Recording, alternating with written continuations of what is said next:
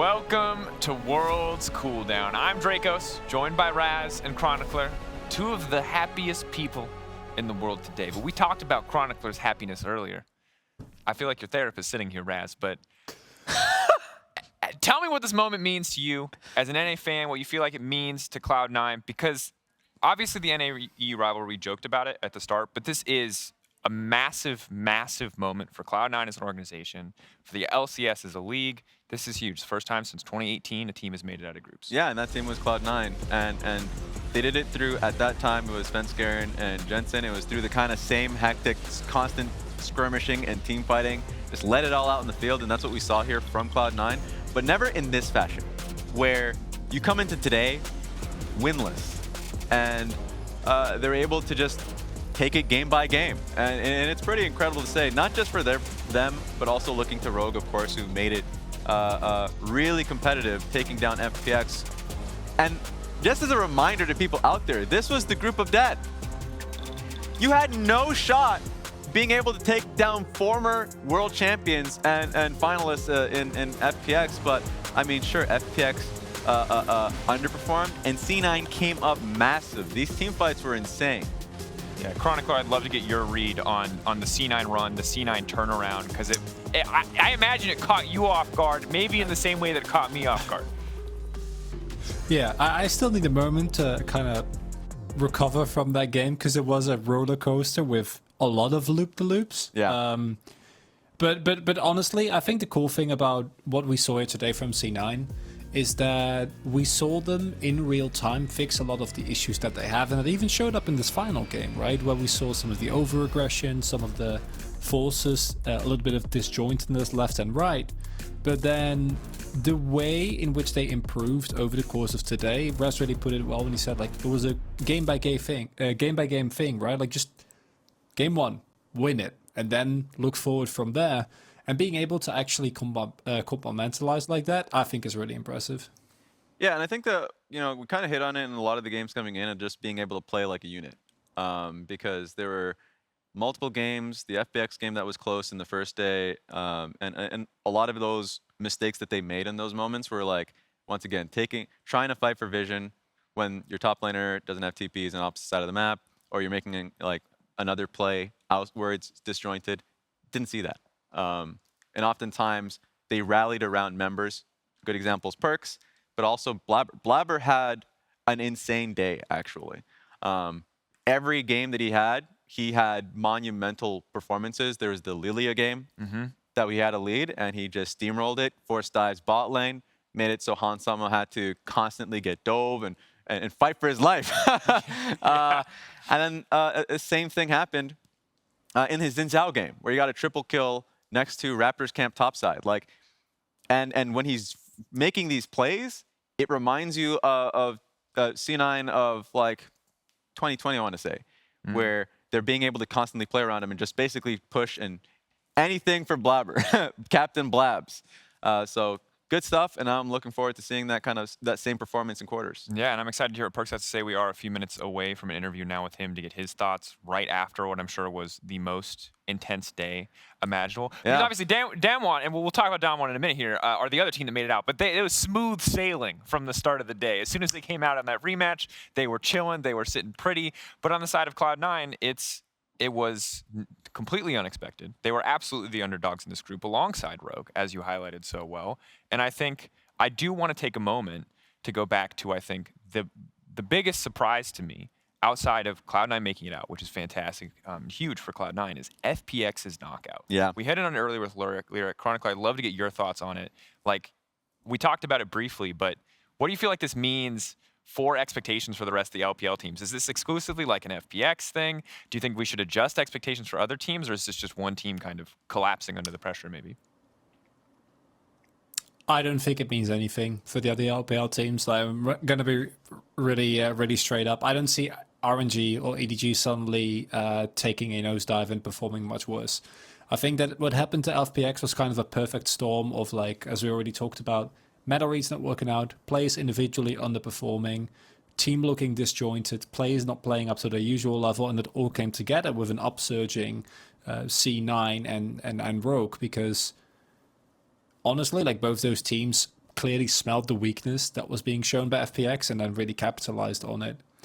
And I think that at this point, it's happened multiple years, right? That like one of the LPL teams that is pretty hyped going into the tournament kind of drops the ball. But Lyric, he was already very excited with RNG. I think that point still stands. I think EDG still look like the favorite to top the group tomorrow. So don't think that for the LPL specifically, this is cause for worry. But for FPX, obviously, it's heartbreaking. And it's, I think, one of the biggest shocking underperformances that we've seen in, I don't know, recent years, possibly ever. Like, I can't remember a time where a favorite to win the tournament underperformed like this. They made a huge acquisition with Nuggery.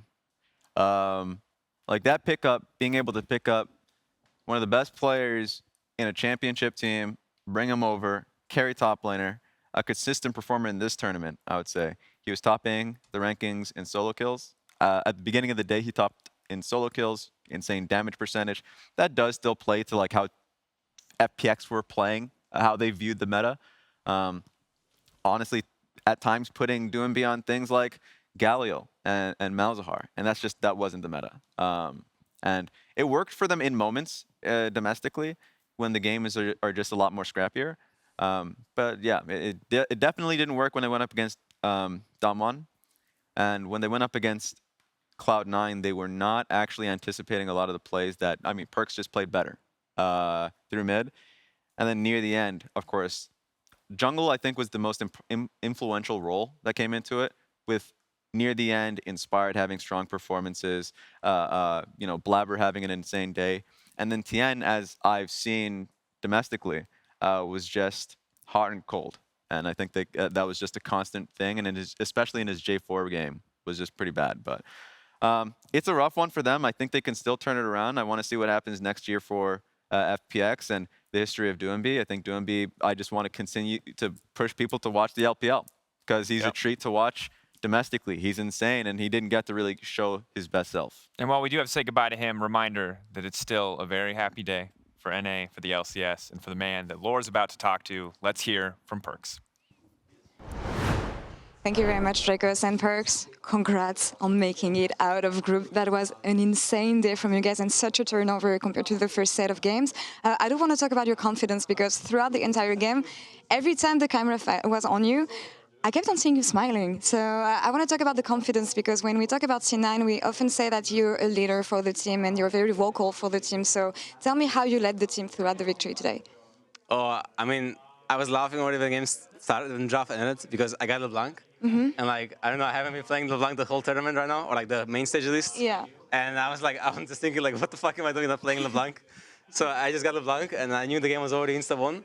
Granted, like, I was griefing a bit, because I think there was like some like insider secret agent EU in me, you know? Yeah. Like thinking, oh, should I actually kick Rogue out, you know? Blah, blah. But in the end, like, I actually prevailed, and I got G2 out of groups. You got G2 out of groups. In the end, the spirit remains. And I mean, some things need to be said about the work you've been doing throughout the last 24 hours. That's something I talked to Blabber about, actually. What was different today compared to the first set of games? Draft, but what else? I mean, I think, granted, we for sure had some better info on Prio going into today's game. Like, for example, Prio on TF. Like, we lost 2 games to TF. And we also, I feel like, we play a little bit worse when we have, like, when there's like, I guess, the pressure on us to win or something, you know? For example, this game or game against Damwon, but when there's like no pressure on us to win, nothing to lose, like the other team is choking, you know, and we are playing a bit better. So I think there's a lot of like, I guess, mental and small mistakes, you know? But I think today we just basically had, when even like, you know, nothing to lose, you know, beware of men and not to lose. And you had the momentum when it matters now. I remember that when we had the group draw, everyone saying, this is doomed for the West. It's going to be Damwon Kia, it's going to be FPX, but there's no chance for the West. You defied expectations today, and I want to have your take on what it means for the rest of the tournament when it comes to quarterfinals, even though we don't have your opponents, but how hopeful are you? I'm just so happy right now, and like, we get turbo smashed by Asian teams and scrims, but it's always different on stage, and I know it. And our games are close against Damwon, our games are close against FPX. They are the 2 favorites, you know. So I'm pretty sure whoever we get, and I'm looking at RNG right now. I'm looking at RNG right now. It will be a nice matchup, you know, in the quarterfinals. But I think I have a lot of like momentum and confidence for us right now. So I'm pretty sure we're able to take any team down, and it'll be, well, we might lose, but you know, we might just win. You might just win like you did today. Well, Perkz, I appreciate the confidence as always. Thank you so much for this interview. Congrats on reaching the quarterfinals for the West. And back to you, Dragos. Thank you so much, Lore and Perkz. There's so much to unpack in the interview. I think the joy of the moment is the most important thing. Yes. But obviously, there's a time probably in prepping for next week, prepping for quarterfinals cast, where we can like dig into the nitty gritty. But I love the enthusiasm. I love the joy we hear coming out of Perkz, and that he's just like randomly picking LeBlanc. That's wonderful. Yeah, like that right there was an interviewer's dream where you just have headline after headline.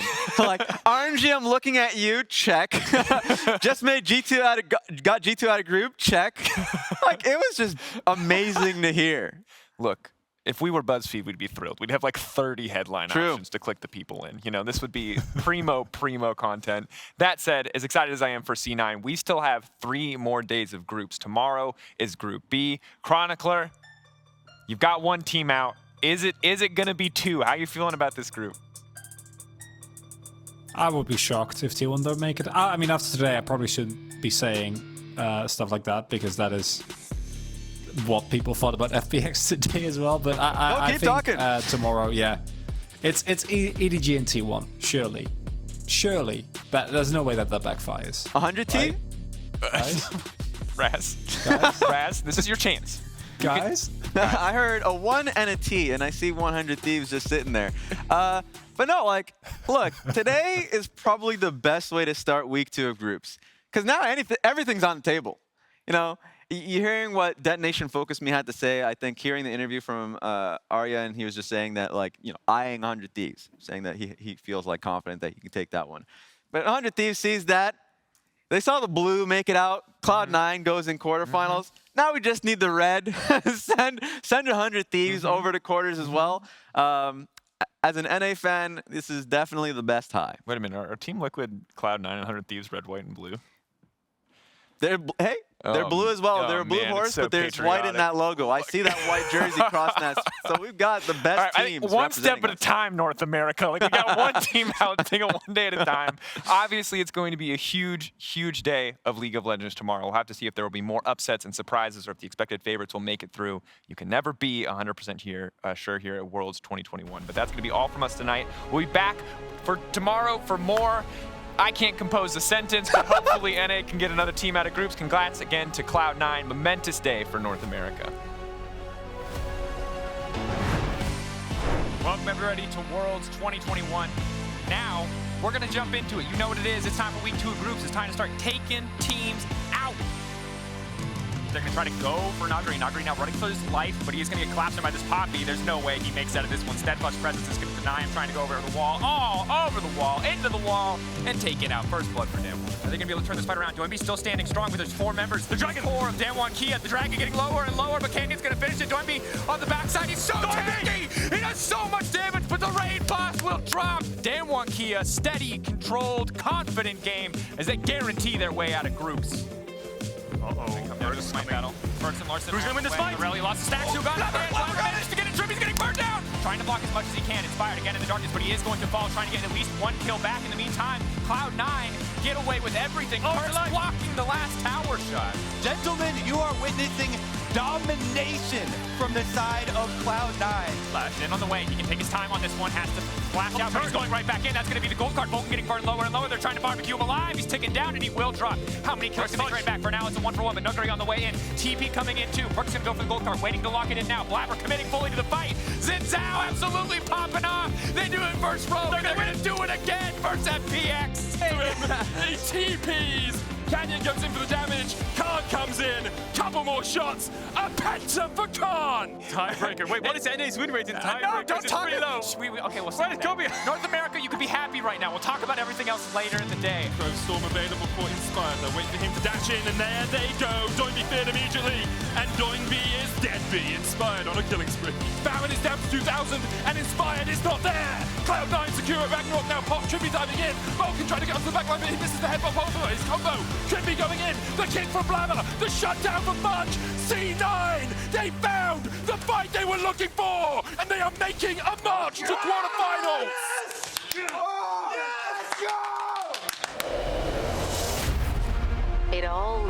to this.